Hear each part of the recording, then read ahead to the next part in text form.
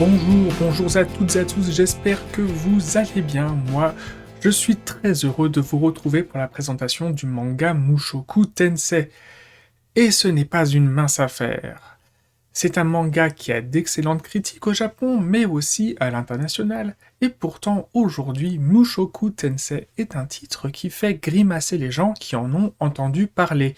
Car quand son anime est sorti, il fut disponible en simultané au Japon et sur les plateformes étrangères. Au Japon, l'anime a eu du succès et des récompenses, tandis qu'à l'international, il a eu du succès, mais les réseaux sociaux criaient au scandale. À tel point que certains diffuseurs censuraient des épisodes, voire interrompaient carrément la diffusion, comme ça a été le cas en Chine. Aujourd'hui, en Occident, Mushoku Tensei a acquis la réputation d'être une œuvre particulièrement perverse et immorale, mettant en scène un personnage principal pédophile. Bah mince, moi je lisais ce manga, et à l'époque je n'avais pas du tout vu tout ça. Est-ce que l'anime a pris de grosses libertés, ou est-ce que je n'avais pas les yeux en face des trous? Eh bien, en fait, c'est carrément les deux. À l'époque, mon regard était complètement passé au-dessus du discours sexiste des premiers tomes pour se focaliser sur l'aventure. Alors que l'anime, lui, en a fait son point d'attaque principal et a alourdi et même rajouté des scènes absentes du manga d'origine et même hors du propos du light novel, l'œuvre originale de ce récit. Je savais par avance que du coup je ne pouvais pas vous présenter le manga Mushoku Tensei en faisant comme si de rien n'était. Cela sera donc une présentation en plusieurs parties. Dans cette première partie, je vais vous faire une présentation très globale du manga, sans spoiler, sans vous divulguer les péripéties importantes de l'histoire. Et cela vous laissera l'opportunité de vous intéresser ou non à ce manga. Et dans les autres parties, on va spoiler, on va explorer tous les sujets du récit et notamment ceux qui posent problème, et il y en a. On va profiter du fait que ma chaîne YouTube ne soit pas monétisée pour pouvoir appeler un chat et ne pas avoir à biper et à censurer dès que je prononce un mot qui terrorise la bien-pensance morale américaine. J'ai effectivement prononcé clairement le mot pédophile, je ne me suis pas bipé. Puis, dans une autre partie, je vous dirai brièvement ce que je pense de l'anime ainsi que du manga spin-off de Mushoku Tensei, Les Aventures de Roxy. Je ne sais pas si je vais systématiquement vous présenter les mangas spin-off avec les mangas originaux. Pour l'instant, on va dire que j'aviserai au cas par cas. Et dans le cas présent, je pense qu'il est intéressant de voir ce que propose une nouvelle histoire du même auteur dans le même univers, mais avec une dessinatrice différente. Ceci étant dit, sachez par avance que je n'ai pas travaillé sur ce manga avec pour objectif de le réhabiliter, mais bel et bien d'essayer de l'analyser le plus objectivement possible, tout en sachant que je serai forcément, l'objectivité est subjective à ma personne. On est d'accord.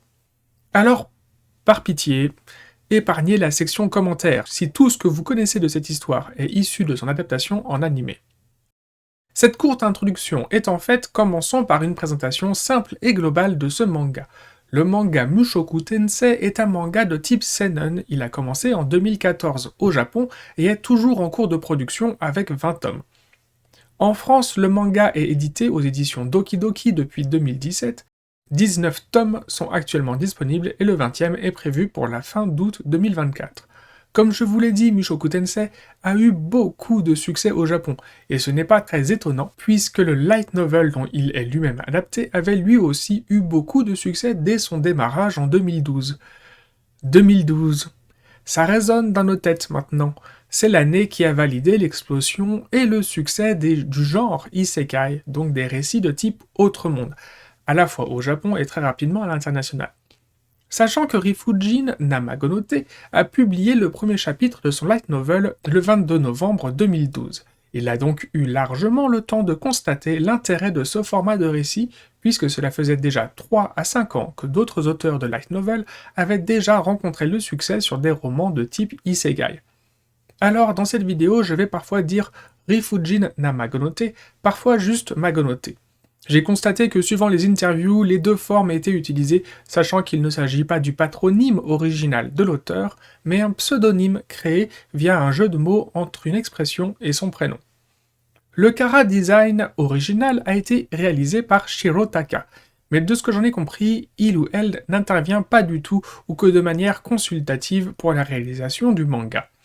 Donc, le dessin a été confié à la dessinatrice Fujikawa Yuka. Le manga Mushoku Tensei est un seinen, donc une œuvre destinée à un public de jeunes adultes et d'adultes a priori masculins. Ce qui est important de retenir, c'est que et l'auteur et la maison d'édition sont conscients que le manga s'adresse à un public mature. Mushoku Tensei a été prépublié dans le magazine Comic Flapper, qui est un magazine qui ne prépublie que des mangas destinés à un public mature. Récemment, on a pu voir adapter en France les mangas suivants Hawkwood, My Waifu Has No Emotion et The Rising of the Shield Hero. Tiens, c'est marrant, son anime aussi avait fait un peu polémique à sa sortie, mais pour des raisons très puériles et en rien comparable avec notre manga du jour. Mais dans les présentations précédentes, vous m'avez vu pointer du doigt à chaque fois que je n'étais pas d'accord avec la définition marketing de l'éditeur japonais. Alors là, il faut être honnête, oui, ce manga est bien destiné à un public mature.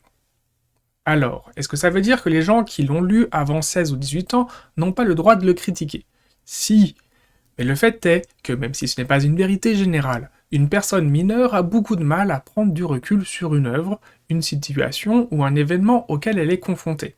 Ne serait-ce que parce que c'est souvent la première fois qu'il ou elle y est confronté, et n'a donc pas d'unité de référence pour repositionner et remettre en perspective son point de vue, et la manière dont il ou elle est émotionnellement affecté. Alors pourquoi ne pas mettre à Mushoku Tensei le tag pour public averti? Eh bien tout simplement parce que, comme l'auteur l'a dit dans différentes interviews, il a fait attention à la forme et au fond de son discours, pour ne jamais franchir une limite entre ce qu'il estime être de la comédie grivoise et délurée et un discours immoral et répréhensible. Forcément, il a été amené à s'exprimer plusieurs fois depuis la diffusion de l'anime, mais il avait déjà expliqué sa position dans des retranscriptions d'anecdotes et d'interviews disponibles en postface des mangas.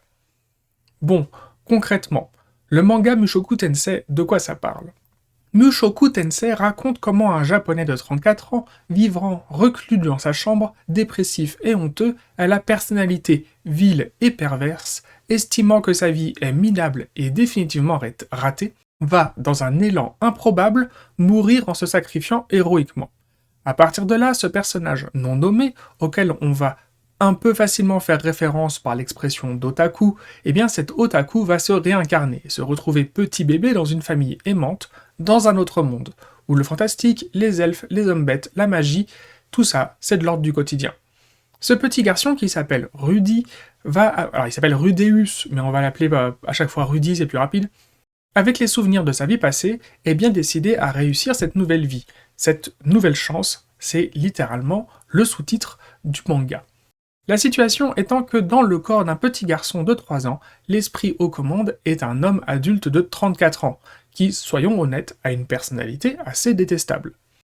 L'exercice de l'auteur Rifujin Namagonote et de la dessinatrice Fujikawa Yuka sera de nous raconter l'évolution morale et intellectuelle de Rudy, dans des environnements qui, au début, ne vont rien faire pour l'empêcher et lui faire comprendre d'arrêter de réfléchir comme un pervers et un manipulateur, et même plutôt l'encourager à garder ce genre d'attitude. Donc oui, clairement, Mushoku Tensei est, sur ses 3 premiers tomes, au moins un manga qui est difficile d'accès, car si vous pensiez que son introduction jusqu'à sa mort marquait la fin de son statut d'individu antipathique, voire détestable, eh bien ce n'est pas le cas. Et là, normalement, si vous n'avez pas arrêté la lecture du premier tome en cours de route, vous êtes arrivé au bout du livre. Vous avez peut-être lu la petite nouvelle en bonus ajoutée par l'auteur, la postface avec les impressions de l'auteur et du chara designer original, et là vous arrivez sur le rabat de la 4e de couverture. Ici, vous rencontrez pour la première fois Fujikawa Yuka, la mangaka en charge du dessin de l'adaptation en manga. Rappelez-vous, lors de la présentation du manga Eden Zero, je vous ai dit que, selon moi, toutes les informations présentes dans le livre, dans la postface, les présentations de croquis, les extraits d'interviews, tout cela faisait partie de l'œuvre complète d'un point de vue global. Et dans notre cas présent, le message de Fujikawa Yuka est l'évidence même. Elle dit « Au moment de me confier la réalisation de cette série, mon responsable éditorial m'a dit quelque chose de bouleversant. Essayez de vous mettre dans la peau d'un adulte vil et méprisable. J'ai, en quelque sorte, l'impression de tomber le masque lorsque je dessine mes planches. En tout cas, j'y prends beaucoup de plaisir, et j'espère que mes lecteurs partageront ce sentiment. Tout est dit, et comme nous le déterminerons plus tard, en analysant au cas par cas, scène par scène le manga, L'auteur Magonote et la dessinatrice Fujikawa Yuka sont tout à fait conscients qu'avec le personnage de Rudy, ils sont dans ce qu'on appelle un exercice de style. Sachant que l'auteur ne va pas venir nous taper sur l'épaule pour nous prévenir que Rudy n'a pas changé de personnalité en se réincarnant. Et comme c'est à partir de là qu'on va vraiment apprendre à connaître ce personnage, nous, lecteurs et spectateurs, nous nous retrouvons confrontés à la situation où un homme gros dégueulasse, pervers de 34 ans, 37 ans maintenant, parce que c'est 34 plus 3 ans qu'il est en petite enfance, est en train de faire le mignon en appréciant d'un point de vue sexuel d'avoir la tête dans la poitrine de sa mère. Et c'est une énorme difficulté schizophrénique pour l'auteur et pour nous, lecteurs. À quel moment Rudy est-il un enfant sincère, le fils de sa mère et de son père? Est-ce qu'il joue tout le temps la comédie? A priori, oui. Mais donc, c'est un sacré manipulateur. Mais en même temps, je comprends tout à fait son choix d'avoir décidé de cacher à ses nouveaux parents qu'ils n'ont pas eu un enfant normal. Car malgré le fait que le récit mette beaucoup l'accent sur les nombreux défauts moraux de Rudy, il n'est pas pour autant insensible. Il n'est pas très bon pour tenir ses engagements de devenir un être humain meilleur. Et en l'occurrence, il a un long chemin à parcourir. Et ce sera justement le fil rouge et l'enjeu sous-jacent des 3 premiers arcs du manga. Mushoku Tensei est un manga dont le scénario se divise en arcs. Actuellement, en 19 tomes, on a eu 4 arcs complètement différents les uns des autres. Et entre les tomes 18 et 19, je pense qu'on est en train de démarrer un 5e arc, mais en général, la rupture, elle est assez visible, assez franche, donc on verra ce qu'il en est au niveau du 20e tome. C'est pas du tout l'objet de cette présentation. Donc, c'est là un des bons points, selon moi, du récit, cette construction avec des arcs très identifiés. Elle permet au scénario d'avoir aussi des phases de développement, puis de progression très identifiées. Le premier arc, c'est le tome 1, de Mushoku Tensei. Le second arc, ce sont les tomes 2 et 3. Je vous ai dit qu'il s'agissait de la partie difficile d'accès de ce manga. Puis c'est à partir du 3e arc et du tome 4, donc, que ce manga nous accroche vraiment. Si vous avez tenu la lecture des 3 premiers livres, malgré la personnalité détestable de Rudy, à partir de maintenant, avec le 3e arc, le récit va initier progressivement, très progressivement, parce qu'il y a du chemin, la rédemption du personnage. Mais il fallait d'abord, bien entendu, que l'on soit témoin de son attitude au quotidien, pour que l'on puisse voir à quel point le récit a du boulot pour ne serait-ce qu'en faire un humain convenable. Cela m'arrivera plusieurs fois dans la suite et les prochaines vidéos, mais sur le travail psychologique du personnage de Rudy, je tiens à saluer le soin et l'application de l'auteur Magonote. Attardons-nous maintenant brièvement sur le dessin de Mushoku Tensei. Comme vous le verrez dans les illustrations que j'ai déjà utilisées et celles que j'utiliserai dans les vidéos suivantes, le travail de la dessinatrice Fujikawa Yuka est impeccable. Il n'y a que très peu de ces trames numériques en gros pointillés que je déteste tant ou des trames qui débordent. Franchement, le dessin est pratiquement sans défaut, mis à part quelques petites exagérations pour favoriser du fanservice, notamment sur les tailles des poitrines de certaines femmes adultes. Mais en vrai, ce n'est jamais bien important. Nous aurons l'occasion de nous attarder sur ça dans les vidéos suivantes. Il y a un excellent travail de proportion sur les personnages, alors qu'en plus on a la difficulté à gérer, enfin la dessinatrice a la difficulté à gérer, de devoir faire grandir progressivement, au fur et à mesure du récit, le chara-design des personnages. Il en va de même sur les expressions des visages qui prennent en maturité. Et on appréciera aussi les variations des choix de style entre les scènes de comédie, les scènes d'action, les scènes de violence, et la pudeur de la mise en scène des scènes tragiques et de romance. Là, pour l'instant, je vous mets que des petites illustrations, tout ça. Je vous promets que à chaque fois, on s'attardera dans les vidéos suivantes. Pour l'instant, je ne vais pas vous spoiler, je ne vais pas vous dire pourquoi ici on voit des pieds qui sont pendus, pourquoi ici on voit une fille tabassée, pourquoi ici c'est tout mignon avec des petites plumes, etc. C'est très beau, le dessin est nickel. Dans les vidéos suivantes, quand on rentrera dans le détail et qu'on spoilera notamment, là, je ne veux pas vous spoiler, mais quand après on soit, vous inquiétez pas, on passera sur tous ces sujets-là et toutes ces illustrations, etc. Pour conclure, je dirais que nous avons un excellent auteur et une excellente dessinatrice, et un sujet extrêmement difficile à développer. Personnellement, je pense que Mushoku Tensei est un excellent isekai, j'arrête pas de dire excellent, parce que la personne passée de l'otaku, celle de la vie précédente, est l'enjeu sous-jacent, le fil rouge du récit au travers des différents arcs et aventures que va vivre Rudy. Je vous ai dit que la rédemption se faisait dans le 3e arc. Mais en fait, bien entendu que l'histoire ne s'arrête pas au 3e arc et qu'en fait, on va se rendre compte qu'il y a beaucoup plus de choses à gérer. À la fin du 3e arc, on va se dire « Ah bah dis donc, on revient de loin avec ce personnage ». Mais l'idée, c'est pas forcément de vous faire apprécier à la fin du 3e arc Rudy et après, avec le 4e arc, partir sur une nouvelle histoire, une nouvelle aventure. Non, non, non, non. Plein de fois, en lisant le 4e arc, je me suis dit « Ah ouais, mais bien sûr, c'est l'évidence, et il a pensé à ça l'auteur. Ah, c'est cool. » Je vous en dis pas plus, on verra ça dans les vidéos suivantes. Donc, comme je vous ai dit, il s'agit pour moi d'un excellent isekai parce que tout ce qui était la personne de l'otaku, physiquement, psychologiquement, ses traumatismes, ses peurs, son caractère aigri, son caractère revanchard, etc., tout ce qui est issu de sa première vie, tout ça va être progressivement pris en compte au fur et à mesure dans cette nouvelle histoire. Et ce manga n'essaye pas de faire passer une personne qui a un vrai loli complexe pour un héros. Et à la différence de beaucoup d'autres mangas, il ne fait pas passer cela pour quelque chose de cool. Même si, entre parenthèses, nous aurons l'occasion de voir par la suite que l'auteur, Magonote, il aimerait bien que ça passe quand même pour des scènes de comédie, hein, dédramatiser ces situations-là. Bon, je sais pas si au Japon ils ont pris ça comme des scènes de comédie dédramatisées. C'est sûr qu'en Occident, nous on n'a pas pris ça comme ça. On a pris ces scènes pour ce qu'elles étaient, du harcèlement sexuel. Nous verrons dans les dernières vidéos qu'est-ce qui s'est passé au niveau de l'adaptation de l'anime pour que cette histoire ait eu instantanément la réputation de mettre en scène et d'essayer de rendre sympathique un pédophile. Mais tout d'abord, nous allons voir ce qu'il en est pour le manga, en détail, livre après livre, chapitre après chapitre, dans les vidéos suivantes, comme j'ai pas arrêté de vous le dire. On arrive au bout de cette première vidéo de présentation de Mushoku Tensei. Dans ma bibliothèque, Mushoku Tensei est résumé ainsi. 13% amitié, 7% amour, 15% aventure, 5% comédie, 20% drame, 10% ecchi, 15% fantastique, 15% isekai.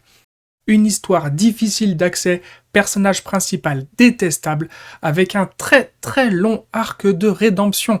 Heureusement, le récit est très soigné et le dessin est excellent. Une très bonne utilisation du format isekai. 17 sur 20. Alors oui, là vous venez de voir que je vous ai cité les petits pourcentages, ça peut paraître un peu redondant.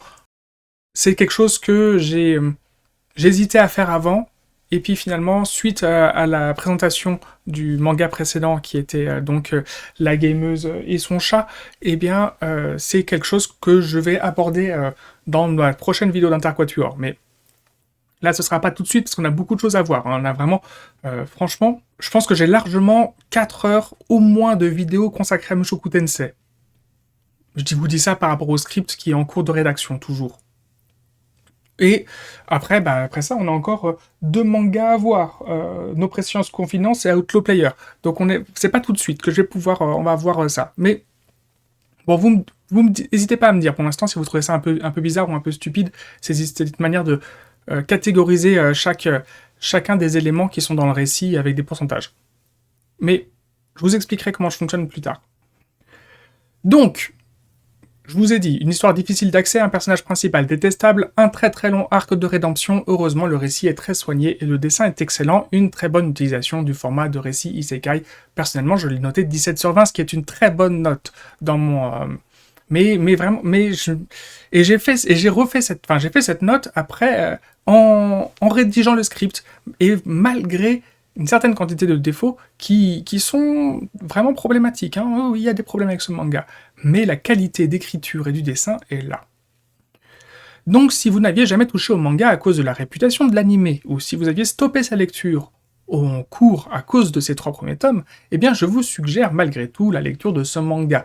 Vous retrouverez les 19 tomes de Mushoku Tensei aux éditions Doki Doki. Bien entendu, vous faites ce que vous voulez, personne ne vous oblige à suivre l'histoire d'un personnage qui est au départ vraiment un sale type. Dans les prochaines vidéos, nous allons rentrer dans le détail des scènes qui selon moi posent problème et ou qui méritent qu'on s'y intéresse, et notamment dans le cadre de la question de la rédemption du personnage principal. Je vous remercie pour votre attention, au revoir.